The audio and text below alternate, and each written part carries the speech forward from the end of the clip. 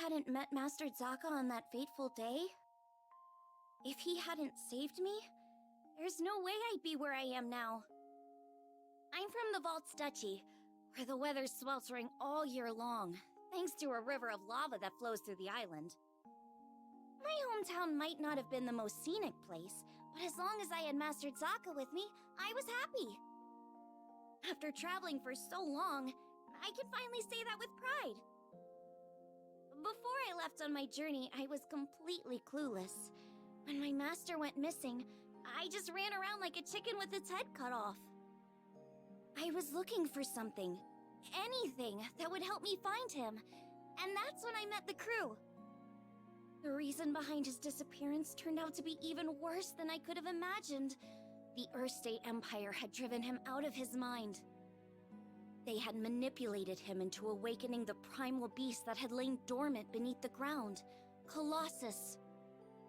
Fortunately, I was able to break through to him, thwarting the Empire's attempt to exploit Colossus's powers for conquest.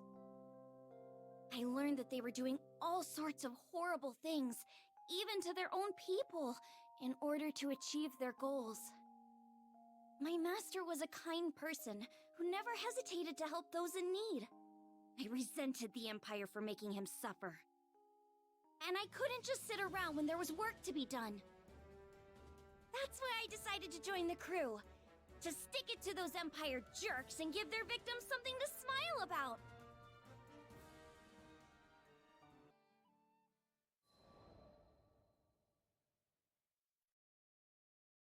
A few years before I met the crew, I lost my parents to an epidemic. I mourned their deaths for who knows how long. I could barely even bring myself to face reality each morning. With no living relatives in vaults, I was like a ship adrift at sea. I had nowhere to go and nowhere to belong. Until one day, my master reached out his hand to me. I was so depressed I just kept staring at the ground. But that gentle smile never left his face as he asked me, "Why do you look so sad?" There was something in his voice that made me look up. When I did, a beautiful bouquet of flowers appeared in his hand, seemingly out of thin air. I had no idea how he'd done it, but I knew it must have been some kind of parlor trick. But he insisted it was magic.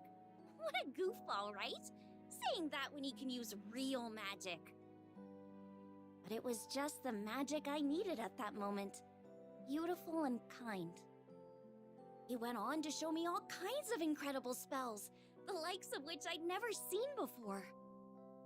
Watching him made me smile at a time when I thought I'd forgotten how. My master would always say that magic exists to make people happy. Something about that spoke to me. It made me want to become a mage just like him. So I signed myself up as his disciple, begging him to teach me magic. I'll never forget how happy I was when he told me I had talent. After all, if he was right, that meant I had the potential to make people smile too.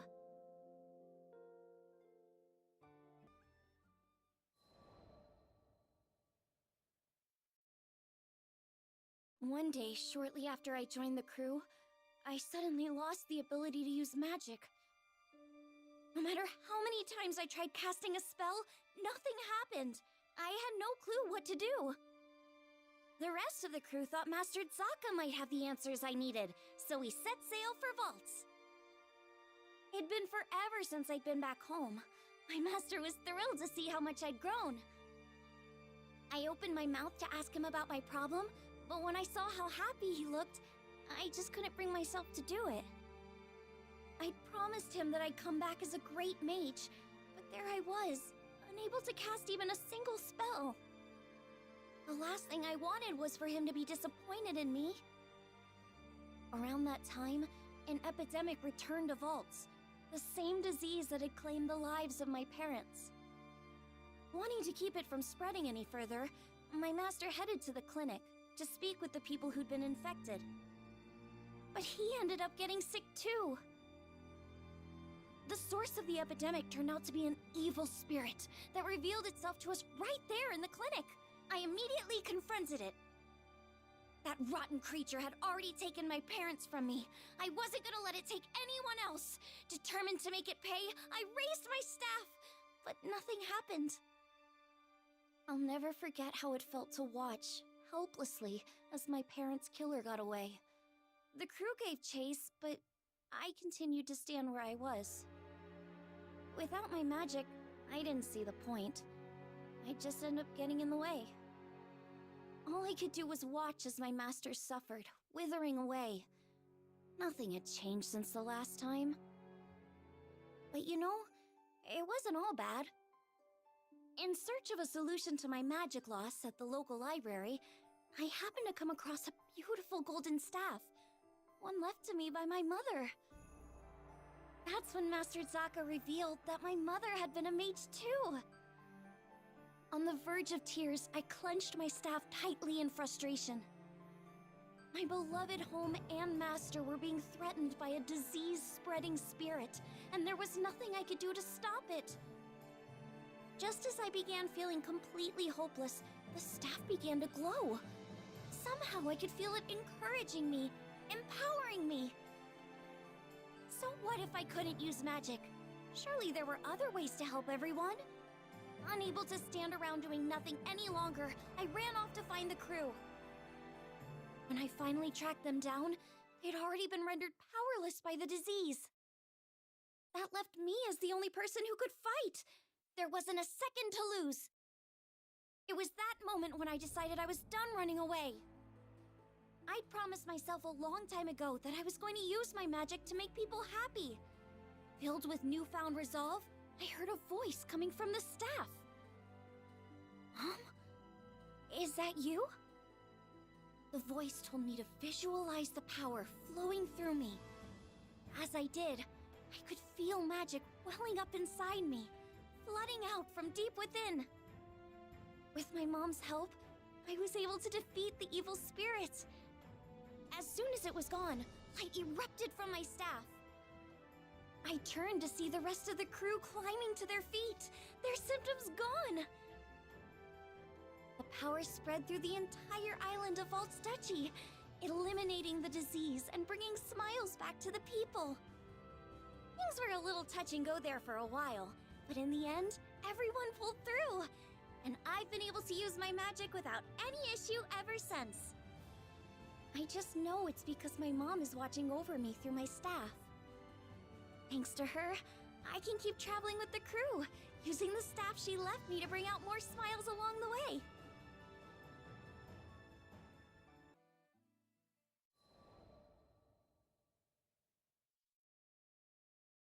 While out running errands in Folka one day, I came across a crowd of people in the town square. But from the sounds of things, it wasn't a friendly get-together. I hate you all! Mom, Dad, everybody in this stupid town! The boy shouted angrily at the adults and took off running, right into me. We both landed on our backsides. Sheesh, watch where you're going, kid. And that's when I noticed the tears streaming down his face. He was clearly upset about something. Hey, you okay? The boy hopped to his feet without a word, shooting me a glare before sprinting away. One of the adults started to follow after him, but... Please, Doctor, there's not much time. The crowd stopped him in his tracks. But I can't just... No, you're right. My patients need me. Forgive me, Lev. The man closed his eyes, muttered something to the townspeople, and ran off in the opposite direction. Wait, that kid was crying! You're not gonna go after him? I shouted after the man's back, but he either didn't hear me, or pretended not to. Then I felt a gentle hand on my shoulder. I'm sure he wants to, sweetheart. You see, that boy is his son. The boy's name was Lev. His father was a doctor, with many patients needing urgent care, so he had no choice but to ask the townspeople to find a son for him. I knew I should mind my own business, but I couldn't get the poor kid's face out of my head. He was probably hiding somewhere all by himself, crying his eyes out. I understood all too well how painful it felt to be alone. When Master Sokka reached out to me, it changed my life forever. Maybe it was my turn to do the same for someone else. I turned to ask the crew if we could join the search, but they were already gearing up to head after him. It seemed we'd all had the same idea. Just you wait, Lev, I thought to myself. I was gonna find him and put a smile back on his face, even if it meant sticking my nose where it didn't belong.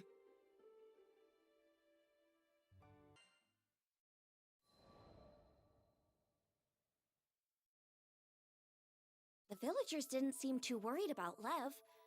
According to them, he'd have to venture much deeper into the forest before encountering any monsters. But that wasn't the issue. It seemed like nobody wanted to talk about why he'd run off in the first place.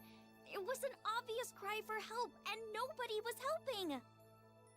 I went through the same thing back in the day.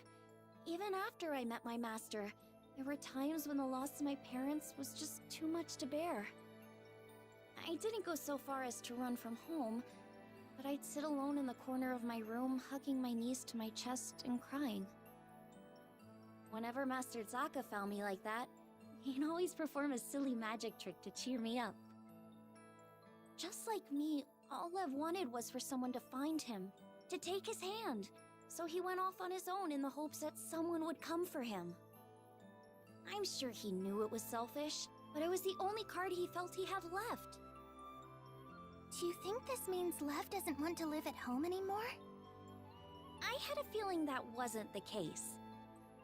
He's probably just going through a rebellious phase. Oh, that's when kids start arguing and acting out, right? Catalina told me it's pretty common. Did you have a phase like that? Lyria's question was innocent enough, but I was too embarrassed to admit that I'd ever gone off alone because I wanted someone to pay attention to me. Heck no! That's not something befitting of a grown lady like myself. So what if I told a little lie? Our biggest concern right now was Lev, who was out there, probably crying with his back up against some rough, silent tree. He needed a friend, and I was more than determined to be one for him.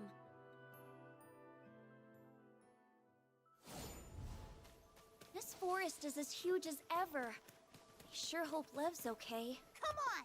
We gotta find him! And fast! Wait, we're still on the edge of the forest, right? What are goblins doing here? Now we're talking! There's no time to waste. We've gotta find him. Watch out for the flyers! We're gonna need that magic of yours, yo! Wow! I don't see him anywhere. That's a lot of monsters. Guess we'll just have to take them all out. I'm on it. Incoming! Oh, come on! Just leave us alone already! Looks like that's the last of them. Lev's all alone out there. Come on! Look, there he is! Over there! Hey, Uggos! I'm the one you want! Don't worry, they're gone now. You okay? Yeah, thanks.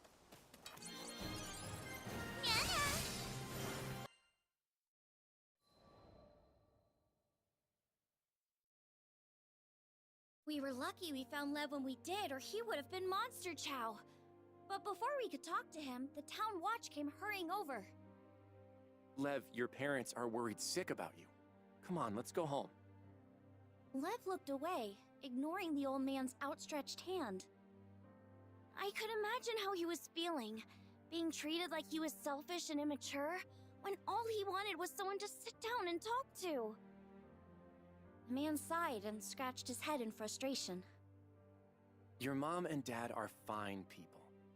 Try being a little more considerate, okay? Lev immediately bristled at those words, breaking his silence. What do you know? This is all your fault! Knocking the man's hand out of the way, he turned and ran deeper into the forest. It was like watching a scene from my own past, but I wished he'd get a grip already. The deeper he went into the forest, the more likely he was to get attacked. We had to hurry.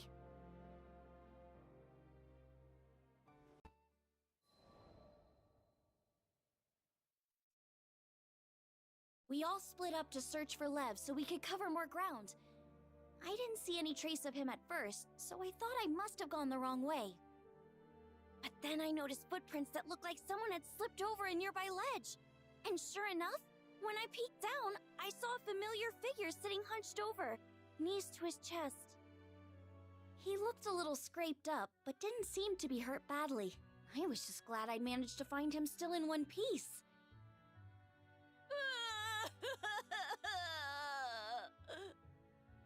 When I told him I was a Skyfarer, he immediately burst into tears of relief.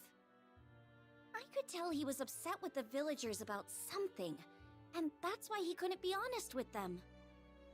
But as an outsider, I thought I might have a chance. Watch closely. I'm gonna cast some special magic just for you. It was time for one of my master's patented magic tricks. I showed Lev my empty palm before covering it with a handkerchief. I flung the cloth away, and voila! There was a piece of candy in my hand. Wow, candy! Here, you can have it. After devouring the candy, he finally calmed down. Thanks. Normally, that would have been enough to lift any kid's spirits, but his face fell again as quickly as it had lit up. I guess he really doesn't want to go home. I decided I wouldn't leave him until there was a smile back on his face.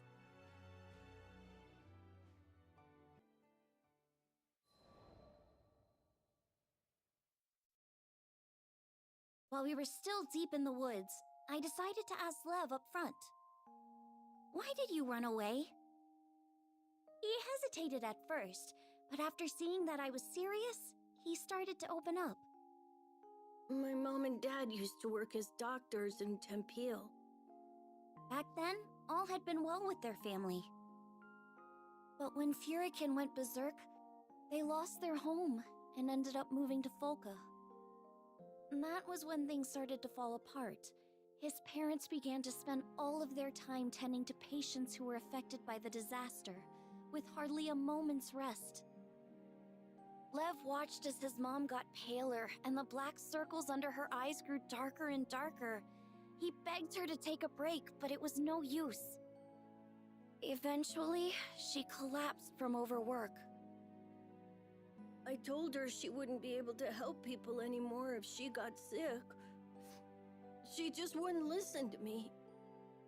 And here I thought he was just a kid going through a rebellious phase. That wasn't the case at all. That's really grown up of you, Lev. You're just worried about your mom and dad, huh? Yeah.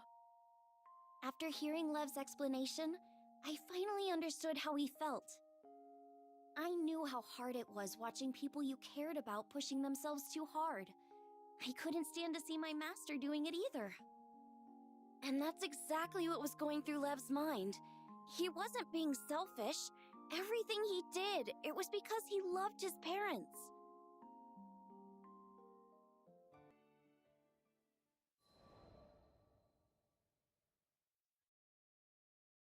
If it were me in his shoes, I'm sure I'd be worried sick about my parents too.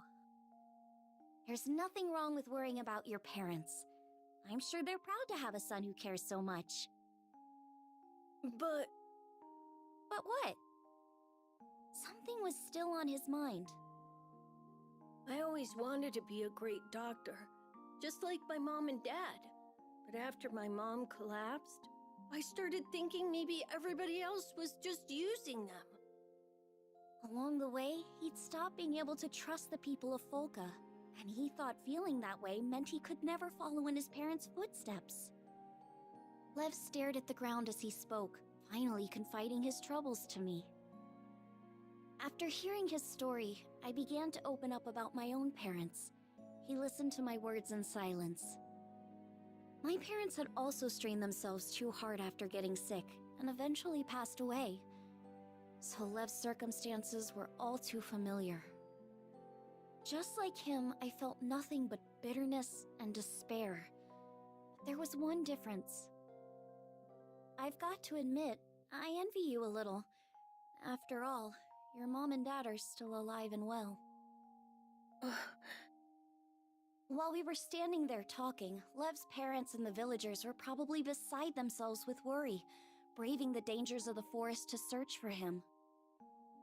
When I told him that, Lev finally seemed to grasp the situation. I really messed up, didn't I? I'm sorry. Are you sure I'm the person you should be saying that to? I stood up and smiled at Lev. He and his family all seemed like really good people. The only thing they needed to patch their home back together was a long heart-to-heart.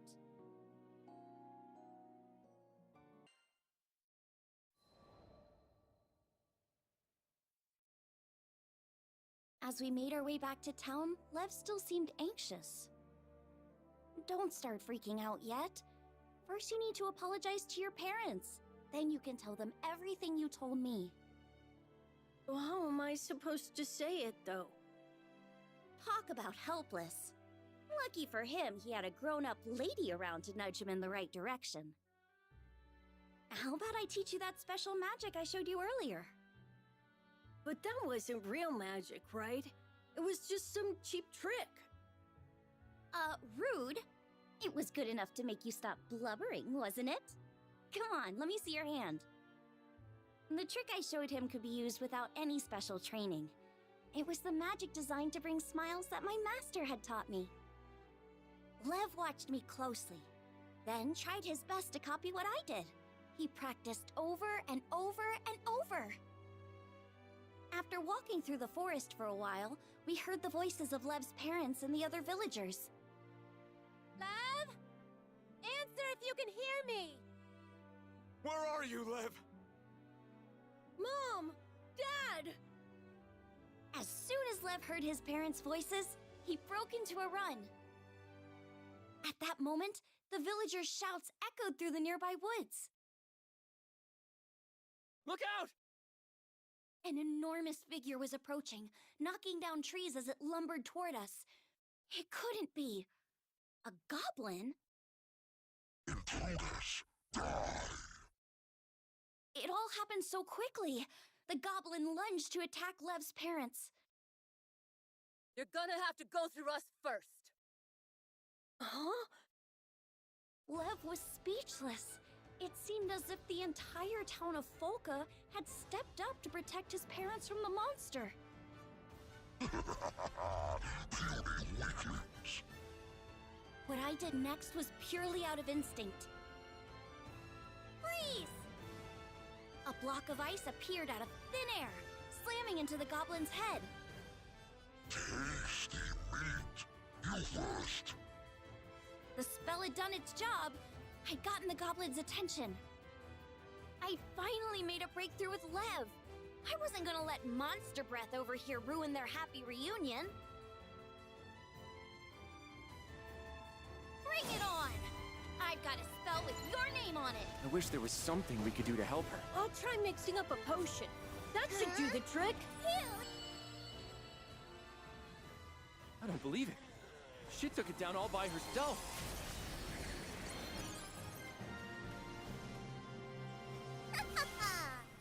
That was a piece of cake.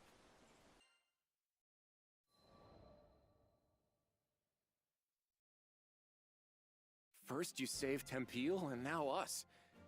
Thank you, Skyfarer. The people of Folka were all safe, including Lev's parents. After thanking me, Lev turned to the villagers, shuffling his feet nervously. I'm really sorry, everybody. Thanks for protecting my mom and dad. Come now, there's no need for that. We're the ones who ought to be thanking your folks. They've done so much for us. Sorry for everything we've put your family through. Lev and I shared a glance before he turned to his parents, finally telling them everything he'd been bottling up inside. His parents and the people of Folka listened intently, nodding every so often at his words. You only ever had everyone's best intentions at heart, didn't you? We're so sorry for making you worry. I chalked it all up to selfishness and immaturity, but I should have heard you out. I hope you can forgive your old man. I was just glad everything had turned out all right in the end. Ew! We're here to help! Sorry, we were clear on the other side of the woods. What happened to that giant monster? What the heck? You're the one who said heroes always arrive just in the nick of time. But what kind of hero arrives after the fight's already over? What does that matter right now? Here, let me take a look at you. You're not hurt or anything, are you? You have no idea how much I wanted to tease Rackham for losing his cool. But I held it in. It's really nice knowing you have people who care.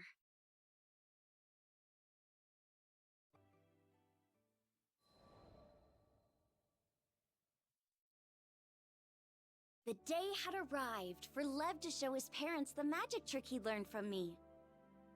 Was he going to be able to pull it off? I had to see for myself, so I followed them to a restaurant in town and sat at a nearby table. Somehow just watching was enough to make me nervous too. I want to show you something. Come on, you can do this! It's all about sleight of hand, remember? Lev showed his parents the palm of his empty hand and covered it with a handkerchief. Then he removed the cloth just like I taught him. But when he opened his hand, there was nothing there. I thought he must have made a mistake, but it turned out I was wrong. I learned this trick so I could make others smile.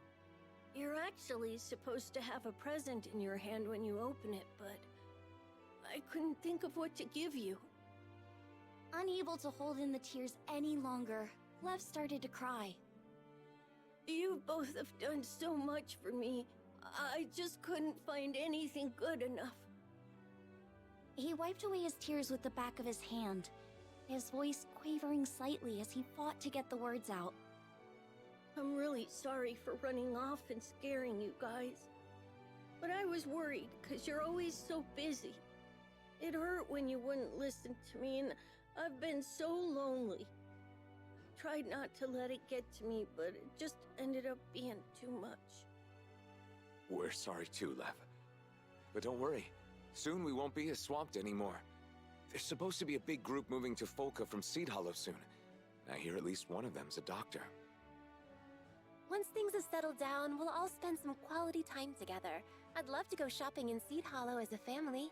That sort of thing. You'd like that too, right, dear? Of course. As long as we decide on a budget beforehand. Way to go, Lev! Seeing them all smiling together like that reminded me of Master Sokka for some reason. Once we're back in Fanta Grande, I think I'll pay a visit to Vaults and tell him all about this little adventure.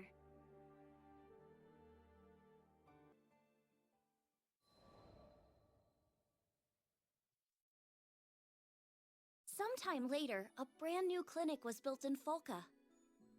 Apparently, the people of Tempule and Folka had chipped in to pay for it. A doctor really did move in from Seed Hollow, too, so Lev's parents were finally able to make more time for their son. I'm gonna be a great doctor one day. I'll work super hard so I can give you a real present. Just you wait and see. With an attitude like that, I have no doubt he'll make an amazing doctor. And besides, now he has my patented magic trick to put smiles on everyone's faces. When I peeked inside the clinic on one of our days off, I saw Lev chatting happily with the people of Folka. I'm sure this town will keep prospering even after we leave. The people here are tough. They'll overcome any hardship that comes their way. And that's what I believe anyway. After seeing the smile on Lev's face, how could I think otherwise?